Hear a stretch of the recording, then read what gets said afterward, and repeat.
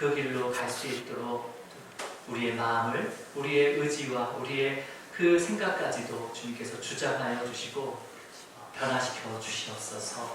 여전히 우리가 그곳에 머물러 있는 것이 아니라 늘 주님을 바라보며 또 하나님을 향할 수 있도록 주께서 함께하여 주시고, 또 이 자리에 함께 드리는 모든 성도님들과 그 자녀들, 또 이웃들과 이 자리에 함께하지 못한 성도들까지도 주님께서 같은 은혜를 허락하셔서 다시 함께 모여 주님 앞에 영광 올려드리는 그 귀한 자리가 되게 하여 주시옵소서. 오늘도 우리에게 주신 말씀 주님 잘 받을 수 있도록 성령님께서 함께하여 주시옵소서. 모든 걸 주님께 영광 올려드리며 예수 그리스도 이름으로 기도드립니다. 아멘. 인사 나누도록 하겠습니다. 주님의 이름으로 사랑하고 축복합니다. 네, 주님의 이름으로 사랑하고 축복합니다. 네, 주님의 이름으로 사랑하고 축복합니다.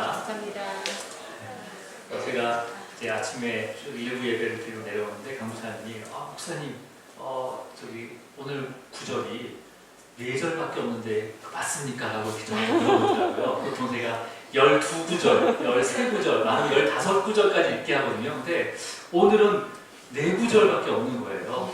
네, 그렇다고 빨리 끝나지는 않습니다. 오늘은요, 성결하라. 이 성결하라는 이 단어가 이 모든 성경에서 처음으로 나오는 언급되는 구절이 바로 오늘 본문 구절이 되어 있어요. 그래서 이 성결이라는 게 어떤 건지를 우리가 함께 이 세 구절을 통해서 함께 묵상하도록 하겠습니다. 지난 시간 이스라엘 백성들이 여러 가지 일들을 겪으면서 시내산 앞에 도착을 해서 진을 쳤어요. 그렇죠? 그래서 하나님께서 이스라엘 백성들에게 이제 모세를 통해서 또 말씀하시잖아요. 그래서 앞으로 이 시내산에서 맺을 언약에 대한 핵심 내용을 말씀해 주셨어요. 그렇죠? 조건을 어떻게 조건을 걸었냐면 정말 하나님의 말을 잘 듣고 그 다음에 하나님의 언약을 지키게 된다면 이스라엘 백성들을 모든 민족 중에서 하나님의 소유가 되게 하겠다라고 말씀하시고, 또 제사장의 나라 거룩한 백성으로 되게 하겠다라는 내용이 지난주에 우리 함께 묵상을 했습니다. 그래서 이 약속의 말씀을 이제 모세가 장로와 그 이스라엘 백성들에게 딱 이렇게 전했어요. 그랬더니 백성들이 어떻게 했습니까? 네, 일제히라도 응답을 하죠. 어떻게 응답했습니까? 하나님께서 명령하신 대로 다 행하겠습니다. 어떤 명령을 한 걸지도 몰라요, 아직. 이제 율법과 613개의 규례들과 전통들을 얘기하는데 그렇게 많은 걸 몰랐을 거야, 아마. 다 지키겠습니다. 왜냐하면 그 소유라는 게 어떤 의미예요? 단순히 그냥 값을 지불하고 산 게 아니라 그 원어적인 의미는 뭐예요? 가장 존귀하고 그 다음에 귀중한 보물 가치. 그 이스라엘 백성, 430년 동안 종으로 살았던 그 이스라엘 백성들을 하나님께서 소유라고 하시면서 하나님의 종이 아닌 가장 존귀하고 귀중한 그 가치 있는 보물로서 대우하겠다는 거잖아요. 삼겠다는 거잖아요. 그것은 어떤 의미가 있냐면 하나님의 장자로 삼으시겠다라는 거죠. 여러분, 이 장자를 삼으신다는 건 어떤 거예요? 하나님이 다스리고 통치하는 모든 만물과 그 권력을 그대로 그 장자에게 상속하겠다라는 말씀인 거죠. 그렇죠? 네.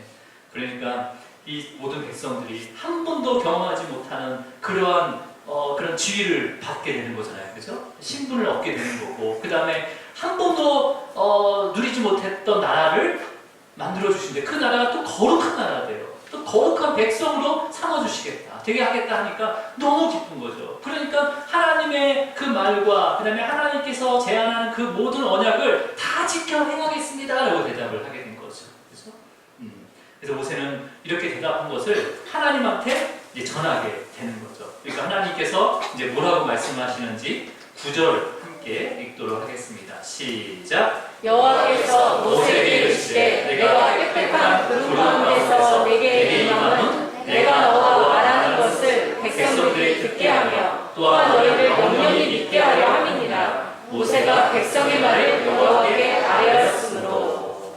그러니까 모세가 이렇게 아랬다는 거죠. 이제 이렇게 막 백성의 말을 이렇게 백성들이 다 듣겠다고 합니다. 하나님. 그래가지고 이렇게 전하니까 이제 하나님께서 모세에게 어떻게 얘기한 거예요? 내가 빽빽한 구름 가운데 임하겠다라고 말씀하시는 거죠. 그리고 너를 영영히 믿게 하시겠다. 이 말은 어떤 거예요? 하나님께서 이 언약을 맺기 위해서, 체결하기 위해서 친히 내려오시겠다는 거죠. 친히 이 땅에 내려오시겠다는 거예요. 여러분, 이스라엘 백성들은요, 출애굽을 해가지고 그 다음에 이 시내산 앞에까지 오기까지 하나님의 인재를 한 번도 경험하지 못했습니다. 하나님의 인재를 한 번도 경험하지 못했어요. 단지 그냥 시내산 앞에 오기까지 중재자인 그 모세를 통해서만 하나님의 말씀을 듣고 따라온 거잖아요. 그죠? 그러니까 그렇게 모세의 말을 듣고 따라왔으니까 이스라엘 백성들이 어떤 사건마다, 어떤 상황마다 불평과 불만이 있을 때마다, 의심이 들 때마다 누구한테 불평하고 그랬어요? 모세가 먼저 한 거예요. 모세에게. 그럼 그거 하나님한테 한 거랑 마찬가지예요. 하나님한테 이런 불평을 전하라라는 거랑 똑같은 거죠. 그러니까 하나님께서 이제 이런 사정을 아니까 이제는 직접 하나님께서 그 빽빽한 구름 가운데를 인재하여 가지고 직접 그 이스라엘 백성들과 언약을 맺겠다는 거죠. 너희들이 지켜야 할 그 계명들을 내가 주고 줌을 통해서 그것을 이스라엘 백성들에게 줌을 통해서 줌이라고 생각하니까 이게 컴퓨터에 줌이라는 프로그램이 갑자기 이렇게 주심으로 그 명령을 주심으로 통해서 언약이 체결되는 거거든요. 언약이 체결되는 거예요. 그러니까 여러분 그러면서 모세를 믿게 하겠다는 거죠. 모세가 했던 말들이 다 하나님께서 전하신 말씀이다라는 것을 알리게 하겠다는 거죠. 자, 여러분, 이 언약을 시내산 언약이라고 합니다. 처음 10계명을 받고 각각의 많은 규례들을 받게 되는 시내산 언약인 거죠. 이건 새로운 언약이 아니라 이미 아브라함과 맺은 언약, 또 그 전 창세전에 하나님과 그 성자 예수 그리스도, 그때는 창조의 예수 그리스도예요. 그 예수님과 맺은 그 언약이 갱신되는 거예요. 여러분, 물론 전세 계약을 하게 되면 계약을 갱신하잖아요, 그죠? 그러면 이제 어떤 거 문제가 있으면 갖다가 추가해서 특약을 뭐 하나 추가하거나 이렇게 뭘 계속 첨가하잖아요. 본 계약은 그대로란 말이에요. 그리고 이 신해상 계약은요, 우리를 구원하기 위한 계약인 거예요. 거기에 율법이 추가가 되는 거죠. 생활의 도덕법이 추가가 되는 거죠. 자, 그러니까 여러분, 이 신해산 언약은요, 이스라엘 백성들이 반드시 지켜야 할 하나님과의 언약이면서도 지금 저와 여러분이 반드시 지켜야 할 언약입니다. 크게 아멘 안 하시는데 이렇게 제가 이렇게 말씀하시면 3,400년에 주신 그 언약을 지금도 우리가 막 지켜야 되는 거야? 너무 율법적이지 않습니까, 목사님? 그럴 수 있죠, 충분히요. 네. 여러분, 우리는 율법에만 머무르는 율법주의자가 되는 게 아니라 율법을 통해서 율법을 완성시킨 예수 그리스도를 바라볼 수 있어야 되는 거거든요. 네. 그러니까 우리가 율법을 강조하지만 율법에만 머무르는 게 아니라 율법을 강조하는 율법주의가 원래는 율법주의자가 돼야 되겠지만은 물론 그 율법주의자를 넘어서 율법을 통해서 그 율법을 완성하신 예수 그리스도를 바라봐야 되는 거거든요.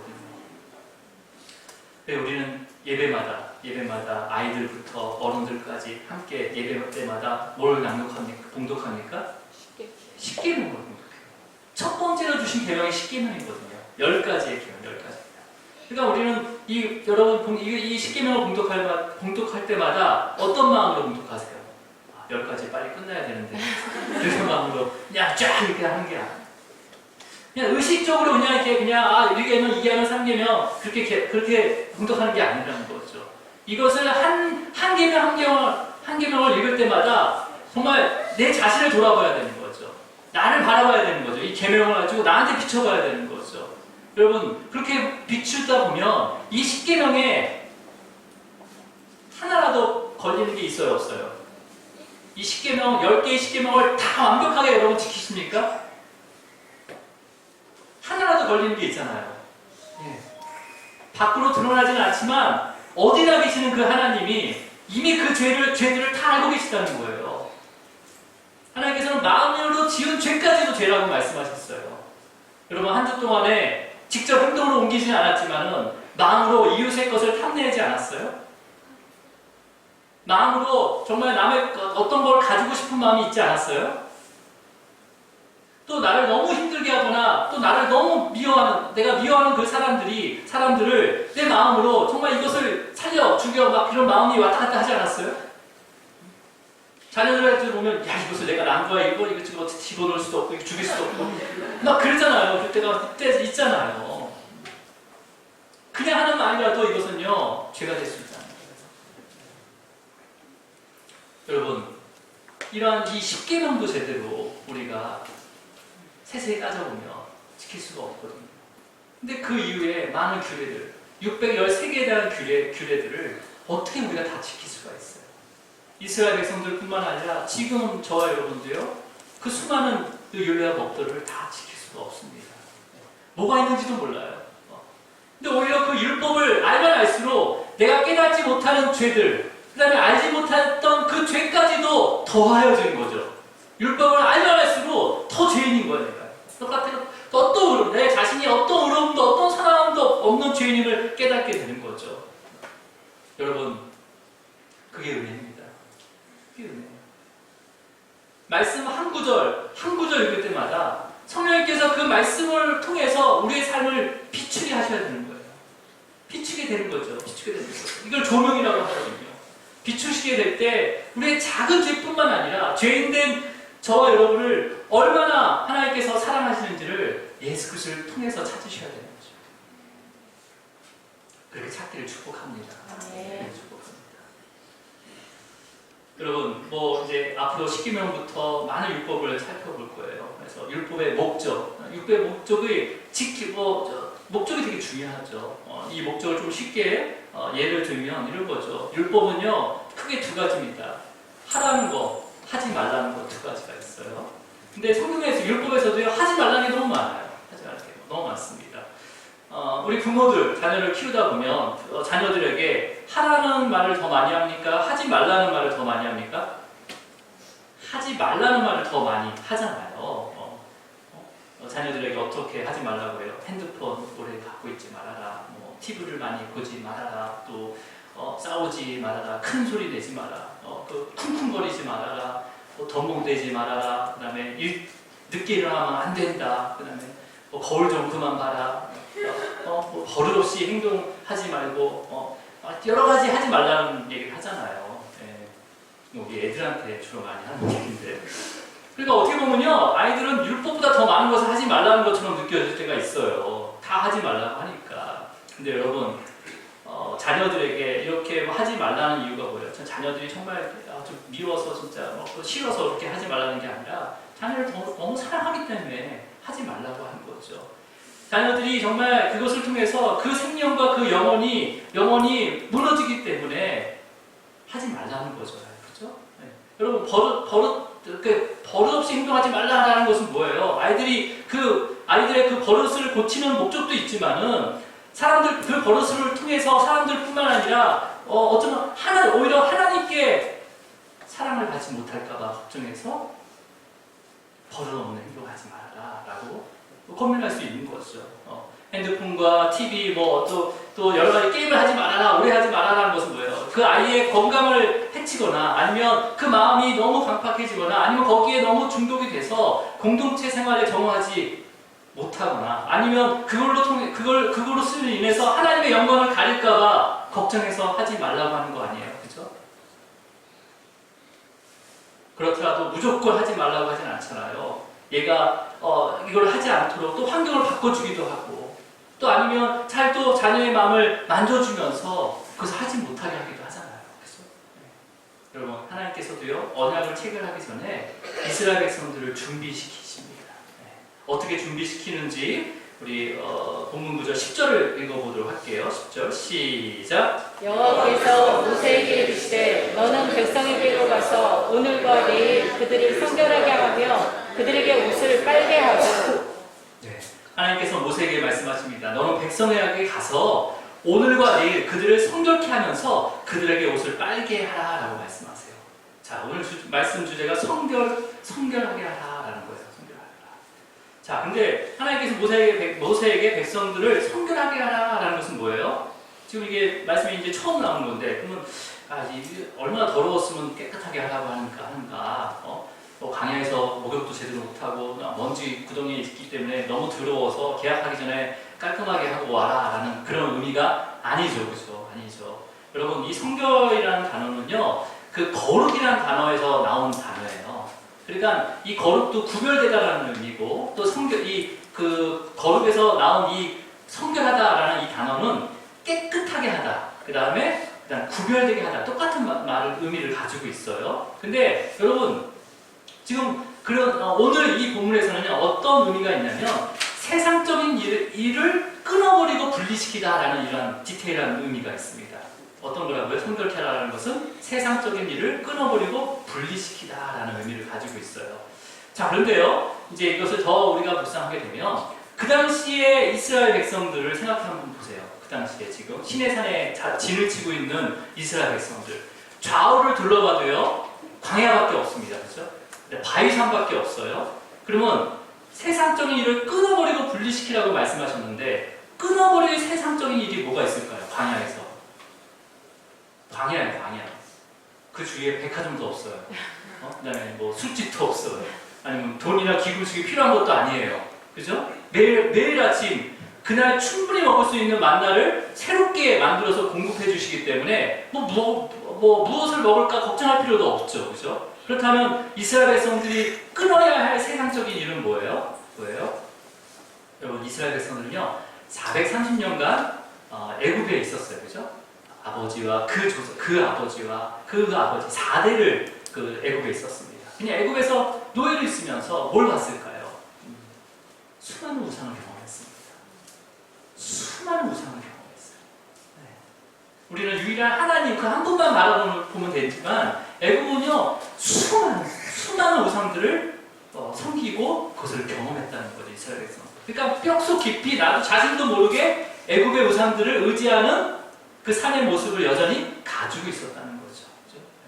그렇죠? 네. 여러분도 끊어야 할 옛 습관과 그 다음에 모습들이 있지 않아요?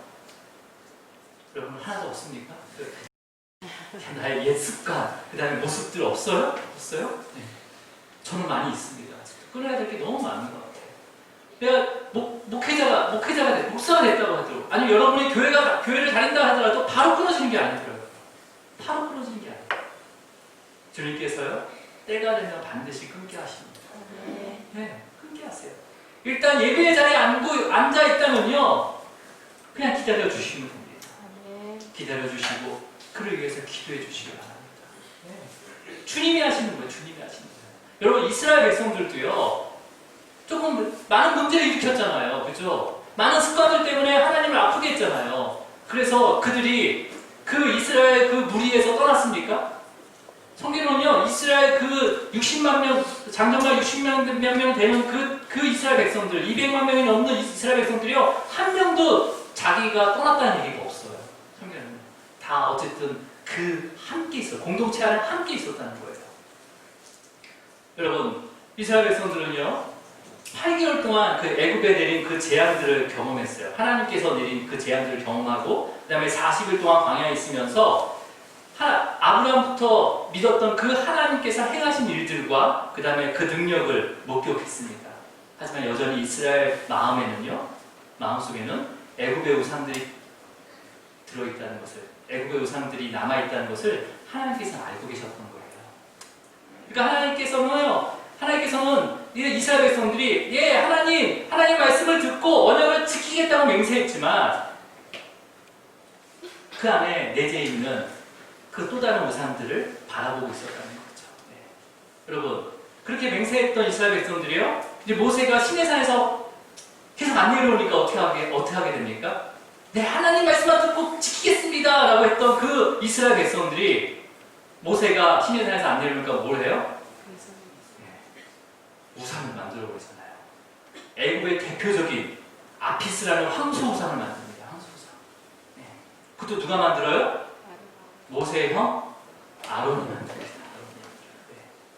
웃겨요. 뭐라 하냐면 기금석을 넣었더니 그 송아지가 탁 나왔다고 해요. 본인이 만들어 놓고. 네. 여러분, 이스라엘 백성들의 내면에는요, 그 애굽의 우상의 잔재들이 남아있다는 거예요. 저 여러분 내면에도요, 그런 것들이 많이 남아있습니다. 나도 모르는 것들이 많이 남아있다는 거예요. 그것을 어떻게 알 수 있습니까?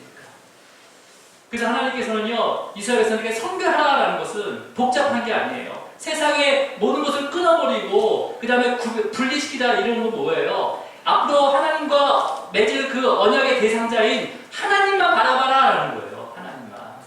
다른 거 바라보지 않고 하나님만 바라봐라. 하나님만. 근데 우리가 하나님 바라보는지 어떻게 알아요? 여러분 하나님 바라보십니까? 제가 어떻게 알아요?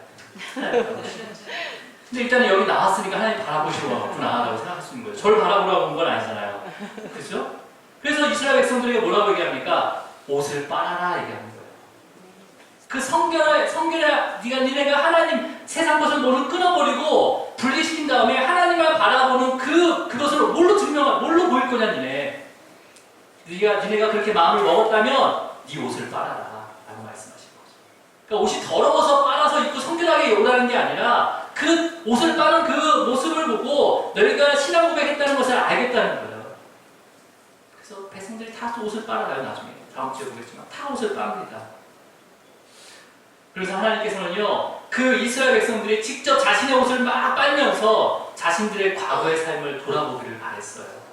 그 옷을 빨면서 그 광야에서 불순했던 그 모습을 회개하고 그 다음에 그 옷을 빨면서 이렇게 내가 새롭게 마음을 받아서 하나님께로 향해야 되겠다라는 마음을 결단하기를 바랬다는 거죠. 여러분, 그러니까 성결하라는 이 의미는 뭐예요? 마음을 다른 데 두지 말고 오직 하나님께만 향하라라는 말씀인 거죠. 어렵습니까, 여러분? 네. 어렵죠. 내 마음이 계속 딴 데를 향하고 있는데 어떻게 하나님한테 향할 수가 있어요? 네. 지금 우리에게도 하시는 말씀이에요. 지금 저와 여러분에게 너의 마음을 하나님께 향하라라는 말씀이십니다. 그래서 그 하나님께 내 마음이 향하고 있는지 아니면 하나님과의 관계가 어떤지 점검하는 시간이 바로 예배의 시간인 거예요. 그래서 예배의 시간을 사모하시기 바랍니다. 어떤 것으로 점검할 수가 없어요, 여러분. 여러분, 오늘 이 예배의 자리로 오기까지 어떤 것에 마음을 빼앗겼습니까? 이 예배의 자리에 오기까지. 본인은 알죠? 본인은 알 거예요. 이 예배드리는 당일만이라도 다른 날 말고 이 예배드리는 이 당일만이라도 여러분의 마음을 주님께로 온전하게 향하기를 기도하면서 예배를 준비하셨습니까? 일어나니까 시간이 되어서 빨리 가야 되겠다. 이렇게 아니라 어제 저녁 때부터 이 예배에 주실 그 말씀이 어떤 말씀인지 기대하면서 또 어떤 말씀을 주시던 그대로 내가 따르겠습니다라는 그 마음을 가지고 오셨냐는 거죠. 아니면 예배의 사모함보다는 정말 나에게 불편하게 만드는 것에 더 마음이 쓰이고 그 진정한 그 예배의 대상을 잊어버리고 그냥 시간만 맞추고 그냥 안 오면 찝찝하니까 그냥 한 주가 그냥 좀 이렇게 불편하니까 그렇게 나오신 거 아니에요? 여러분, 그렇게 오셨더라도 주님께서 저와 여러분 이곳에 불러주신 거예요. 그렇게 오셨더라도. 그리고 그 상황 가운데서도 말씀을 듣게 하시고 우리의 삶을 돌아보게 하시면서 회개해야 하는 마음을 주신 거예요. 우리 입으로 회개할 수 없어요.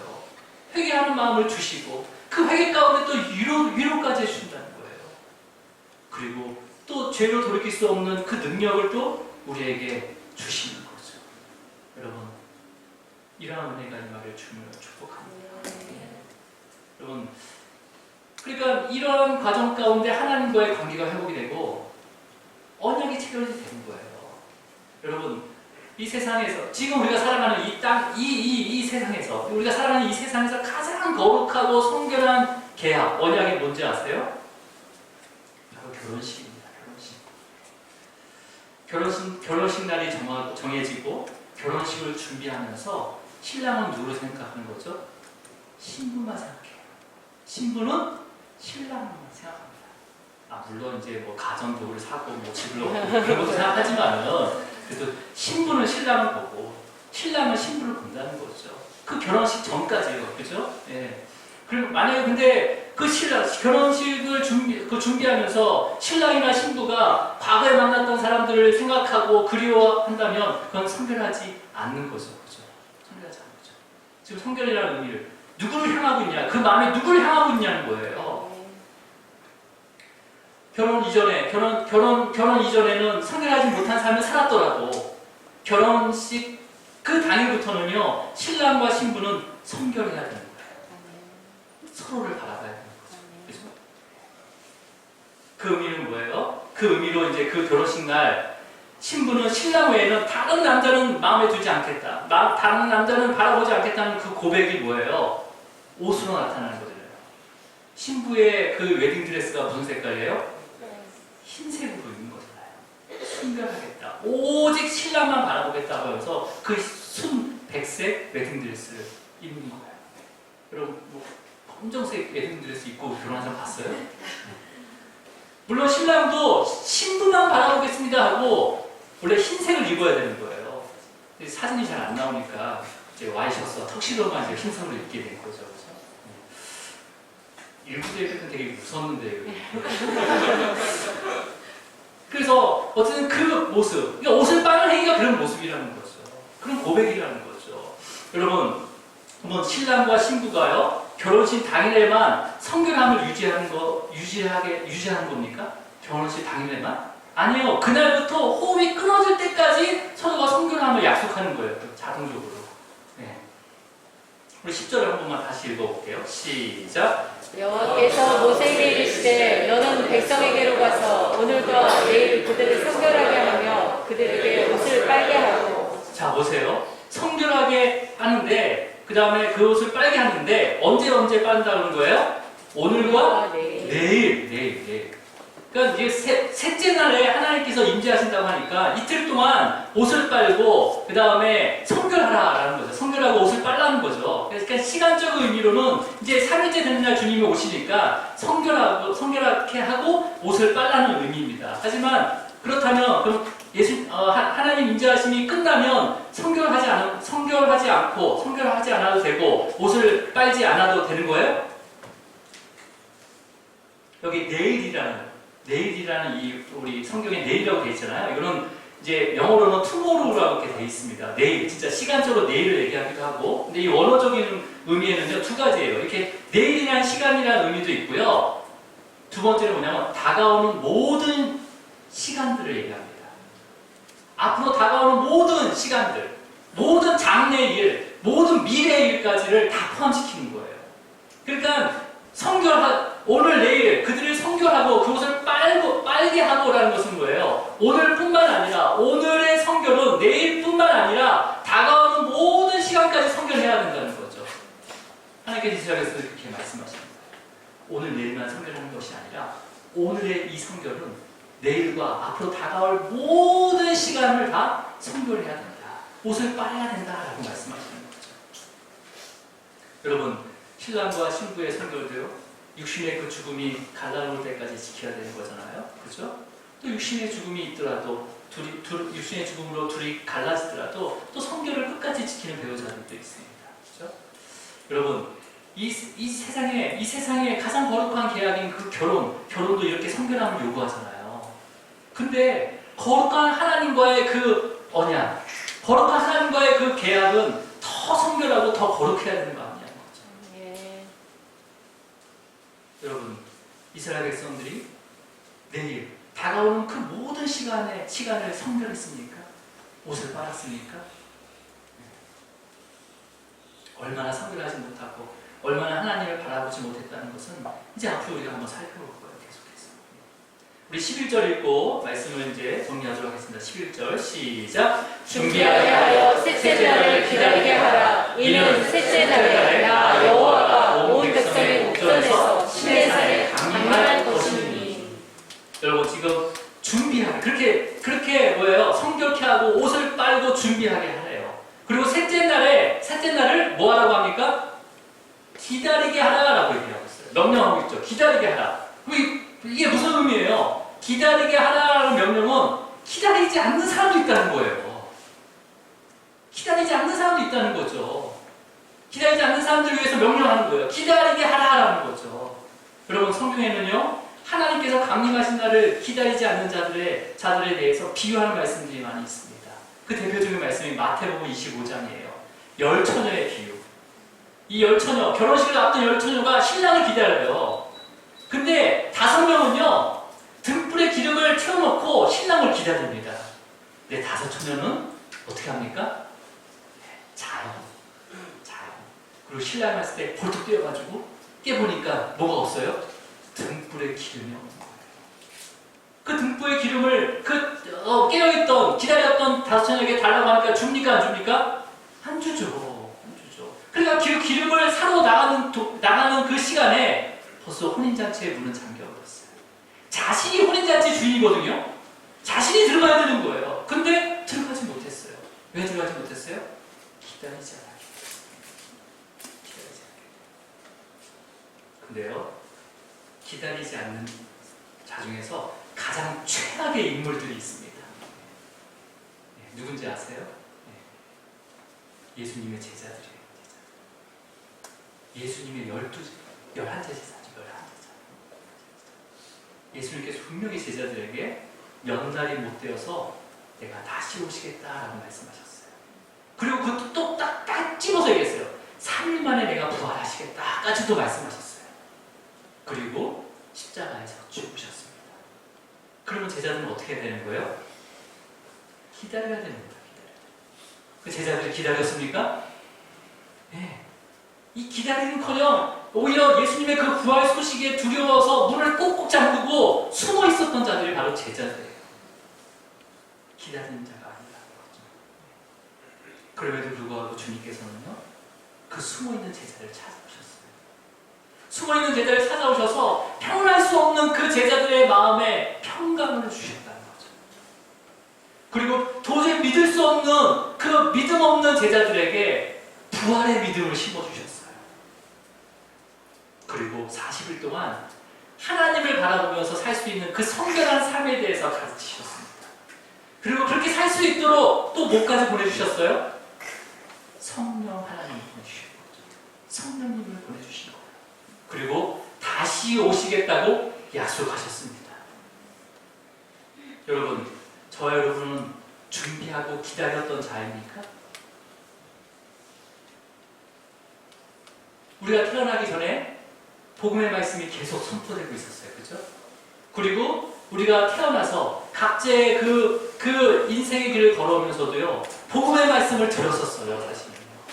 물론 날 때부터 부모로 인해서 교회에 나가고 그렇게 할 수도 있었죠. 그렇게 한 사람도 있지만은 그 복음의 말씀을 수업이 들었지만은 바로 교회로 오지 않는 사람들이 대부분입니다. 그래서 우리는 준비하지도 않았고 기다리지도 않았던 사람들이에요. 그러다가 각자의 여러 가지 사연들과 그런 상황들을 통해서 주님께서 우리를 부르신 거죠. 우리를 부르신 거예요. 우리를 부르셔서 주님의 그 몸된 교회에 딱 붙잡아 놓으셨어요. 그리고 예배의 자리까지 나오게 된 거죠. 그렇게 나오긴 했지만 여전히 내가 준비하지 않고 기다림 없이 그냥 습관적으로 신앙생활을 하고 있을 수도 있다는 거예요. 여러분 한번 생각해 보세요. 여러분 정말 준비하고 기다리고 있어요? 우리 다시 11절 한번 읽어볼게요. 다시 11절 시작. 준비하게 하여 셋째 날을 기다리게 하라. 이는 셋째 날에 나 여호와가 온 백성의 목전에서 신의 산에 강림할 것이니. 이렇게 3일째 신의 산에 강림할 것이라고 말씀하셨어요. 그리고 이 말씀대로 그 3일째 날에 분명히 하나님께서 강림하셨습니다. 다음 주에 오겠지만 분명히 강림하셨어요. 말씀대로. 그렇다면 여러분, 셋째 날에 온 백성 목전에 분명히 하나님께서 강림하신다고 말씀하시고 말씀대로 분명하게 강림하셨습니다. 그런 것처럼 예수님께서도 3일 만에 부활하신다고 제자들에게 말씀하시고 말씀대로 3일 만에 부활하셨어요. 그렇다면 여러분, 주님께서 이제 앞으로 믿는 자들 뿐만 아니라 믿지 않는 자들 앞에 반드시 다시 오신다고 말씀하셨습니다. 여러분, 제가 마지막 질문을 하겠습니다. 그렇다면 그렇게 다시 오시겠다고 한 그 주님이 다시 오실까요?